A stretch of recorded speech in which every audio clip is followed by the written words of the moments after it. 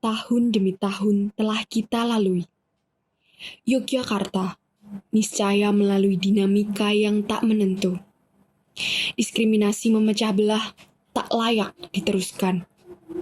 Perbedaan rasial layaknya jalan menuju persatuan. Tugas kita semua untuk menjaga rumah bersama Indonesia. Pulang ke kotamu, ada setangguh barumu dalam rindu.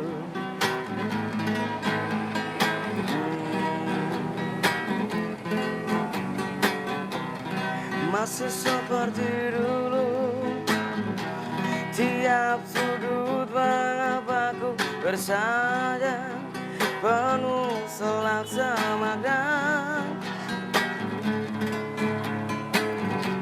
Terhanyut aku akan nostalgia saat kita sering luangkan waktu,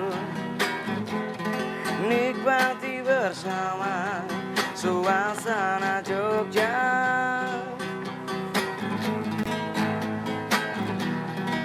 Yogyakarta, kota nostalgia, terkenal dengan keramahan dan ragam budaya. Pemikat wisata dengan romantisme yang sejatinya turut mengikat rasisme. 0,33% penduduknya merupakan WNI keturunan Tionghoa yang merasakan pahitnya perbedaan rasial, pembatasan kepemilikan tanah, perjuangan hak, hingga tunduk pada aturan. Lantas, apakah Jogja benar ada di balik itu? Inilah kisah diskriminasi rasial etnis Tionghoa di Yogyakarta. Untuk menggali kisah diskriminasi rasial di Yogyakarta, kami menemui beberapa narasumber. Narasumber yang pertama adalah Pak Siput. Pak Siput merupakan etnis Tionghoa yang pernah mensomasi Sultan Yogyakarta. Dulu saya pernah somasi Sultan sekali. Saya somasi beliau, tapi bukan soal tanah. Saya somasi beliau agar beliau ini menjalankan rekomendasi Komnas HAM. Faktanya BPN ini selalu kalau orang Tionghoa beli tanah haknya diambil, dijadikan HGB. Ini BPN. Pakai aturan nggak dia? Itu pertanyaan. Kok bisa pakai aturan nggak? Dia tidak pakai aturan, tapi dia pakai tekanan. Nih, sekarang dia orang Tionghoa, dia beli tanah, milik toh, terus ke BPN, kan mau balik nama toh. Terus BPN ini Tionghoa ini nggak bisa, kan ya. Serahkan hak milikmu ke negara dulu. Nanti terus diproses minta HGB. Wah nggak mau, ya sudah dibiarin, nggak diproses sampai bosen dia. Akhirnya kan terpaksa kayak mau tuh, karena mau bangun mau anu ya dah. Terus disodori satu belangko. Belangko itu bunyinya begini. Nama ini saya adalah pemilik tanah ini, hak milik ini. Dengan ini saya dengan sukarela menyerahkan hak milik saya ke negara.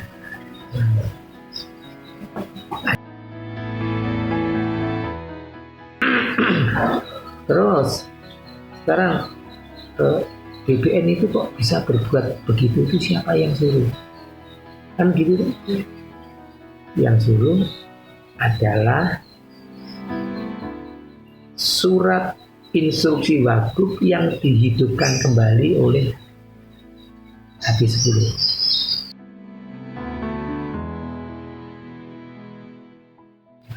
Terus ada lagi satu, kalau ditanya ya, jawabannya lagi begini.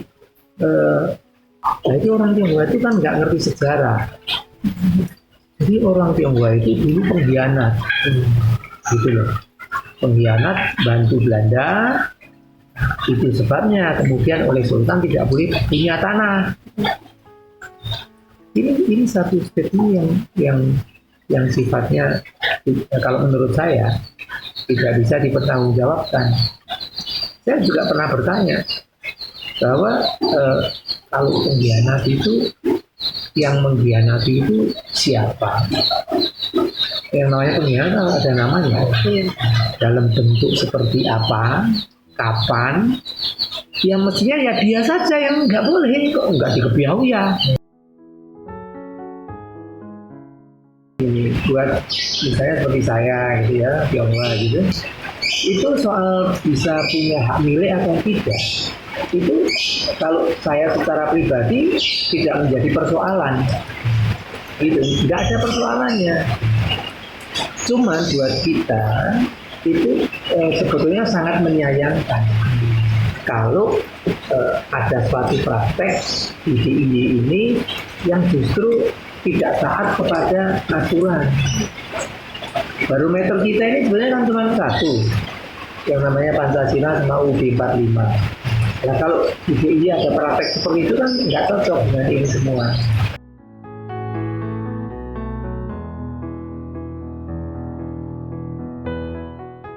Kami juga bertemu dengan narasumber kedua kami, Bapak Willy, warga keturunan Tionghoa dan Ketua Granat, Gerakan Anak Negeri Anti Diskriminasi. Jadi kita ini seperti membentur tembok yang tidak kelihatan lah. Dan pusat ini setelah Presiden Jokowi ini juga kelihatannya tidak ada respon apa, karena kita terus kirim surat itu tidak pernah dijawab. Jadi kita tuh sebenarnya kalau masih ngomong masalah mengenai pribumi dan non pribumi itu sebenarnya sudah sangat-sangat memalukan lah, sudah tidak ada dasar apa, karena sudah kawin campur, ya kawin campur. Saya pun mbah saya ini juga Jawa, padahal kita sudah ngerti kalau NKRI ini kan negara kesatuan, bukan berdasarkan suku. Kalau ini Republik Jawa ya mereka yang suku Jawa mereka bisa menyebut pribumi.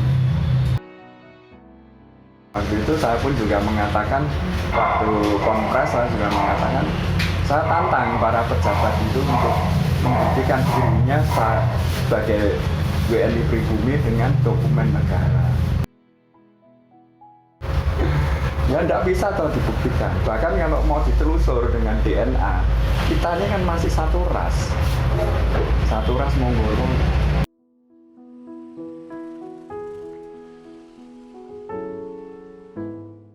Narasumber kami yang ketiga merupakan Pak Handoko, yang mana seorang advokat dan juga keturunan etnis Tionghoa. Dalam perjalanannya, Pak Handoko menggugat dua pihak. Yang pertama, Gubernur DIY Sri Sultan Hamengkubuwono ke-10, dan yang kedua, Kepala Kanwil BPN Yogyakarta. Saya motivasinya menggugat karena yaitu tidak benar kok rasialis. Berarti posisi Bapak ini sebagai penggugat saja seperti Ya, penggugat di hak uji materi dulu, terus PT UN, dan terakhir di Pengadilan Negeri. Ya, saya rasa pemerintah kita itu rasis. Karena apa? Daerah dan di institusi pusat, presiden juga nggak ada apa-apa. Berarti kan membenarkan, dan pengadilan pun ternyata membenarkan. Ya saya cukup tahu aja bahwa di Indonesia ini seperti Afrika Selatan zaman dulu, pemerintahannya yang baik dan disetujui oleh pengadilan bahwa ini adalah asas sesuai dengan asas pemerintahan yang baik. Oh, jadi saya cukup tahu aja bahwa asas pemerintahan Indonesia ini membedakan rasnya, warga negara dibedakan berdasarkan ras. Jadi saya katakan pemerintah Indonesia ini rasis.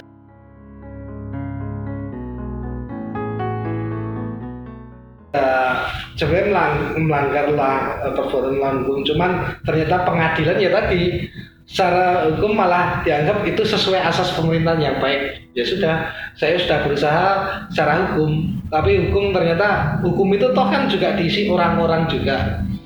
Ya, saya nggak tahu apa sentimennya saking. Sebenarnya walaupun dikatakan BNI non pribumi, tapi yang disasar itu sebenarnya kan Cina, karena dianggap selalu kaya, gitu kan. Padahal ya enggak, wong lahir itu nggak bisa memilih kaya enggaknya, itu kan dari usaha juga. Nah, yang disasar itu kan sebenarnya itu.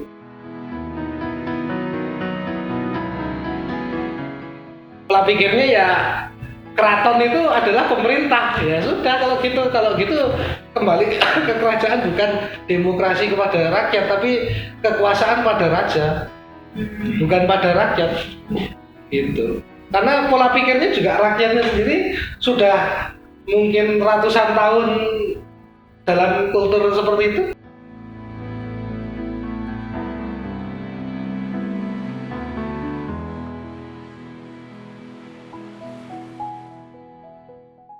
Kami pun beranjak menemui Bapak Kusri Antoro. Dulunya beliau menjadi sekretaris Granat, Gerakan Anak Negeri Anti Diskriminasi, organisasi yang dibentuk oleh warga keturunan Tionghoa untuk memperjuangkan hak-haknya. Waktu itu saya sekretaris dari Granat. Granat itu kependekan dari Gerakan Anak Negeri Anti Diskriminasi. Jadi teman-teman etnis Tionghoa yang sadar hak dan berani memperjuangkan haknya itu bikin organisasi namanya Granat.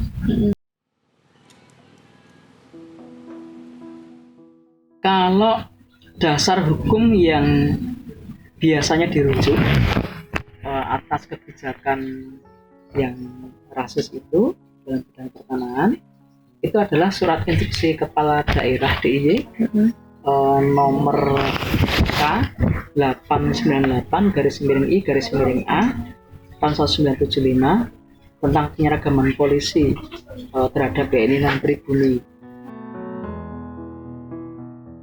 yang isinya bahwa warga negara Indonesia yang dia dilabeli sebagai non pribumi atau keturunan asing itu kemudian kalau membeli tanah dari warga negara Indonesia yang dilabeli pribumi begitu ya atau rakyat, itu mereka kemudian wajib mengembalikan tanah itu kepada negara, jadi tanah negara, lalu mereka memohon kembali kepada negara, dalam hal ini adalah kepala daerah DIY, memohon hak guna bangunan atau hak pakai. Nah, di mana diskriminasinya?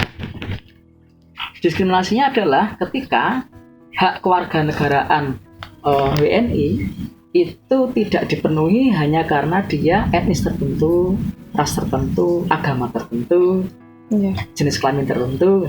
Nah, dalam konteks ini adalah etnis dan ras tertentu.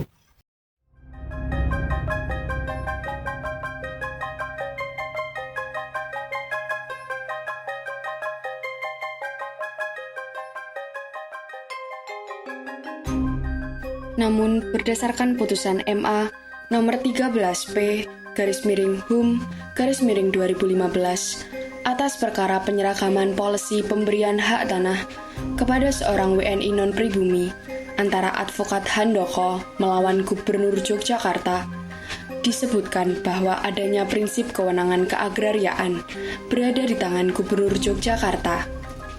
Hal ini didasarkan oleh Undang-Undang Penanaman Modal Dalam Negeri atau PMDN nomor 1 tahun 1967 yang kemudian diganti dengan PMDN nomor 6 tahun 1972 tentang pelimpahan wewenang khususnya Yogyakarta. Undang-undang tersebut masih ditangguhkan sesuai dengan keputusan Menteri Dalam Negeri nomor 92 tahun 1972. Sehingga berdasarkan ketentuan tersebut, Gubernur Yogyakarta berhak menggunakan instruksi Kepala Daerah Yogyakarta nomor K 898/I/A/1972.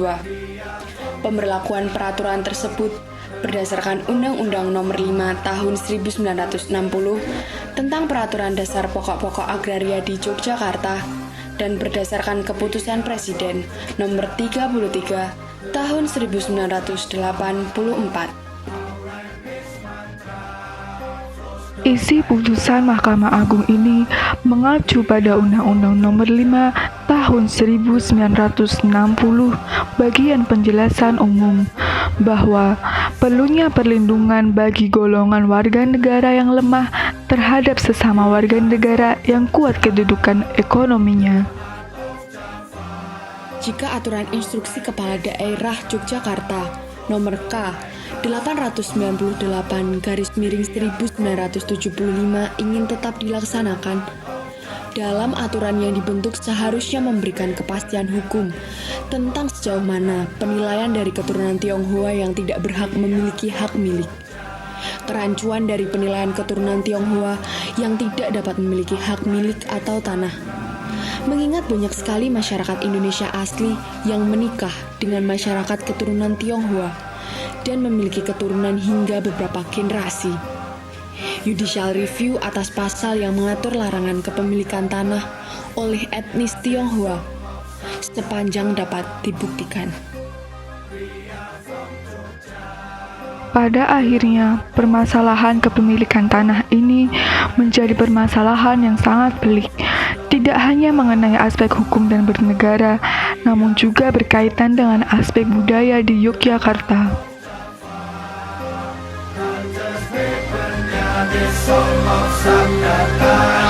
Merapi yo iku, keraton yo iku, segara yo iku, pancering kuku. Nijel tuwa saka kono dumunungku, yo Yogyakarta hati ning rat negeriku. Nagari gemah ripah kang merdeka, kaya kang kaserat ing Satopama. Merapi ngelingake marang ing Gusti, segara ngelingake kudu ngidak bumi. Perempuan jiwa Jawi manugaling kawula Gusti, balung sungsung dadi ugemi meneka tekad dadi sesanti satu mupatuk sanyaring bumi ditohi pecahing dodol taking ludira ngadipati negeri merdeka bakal tak belani.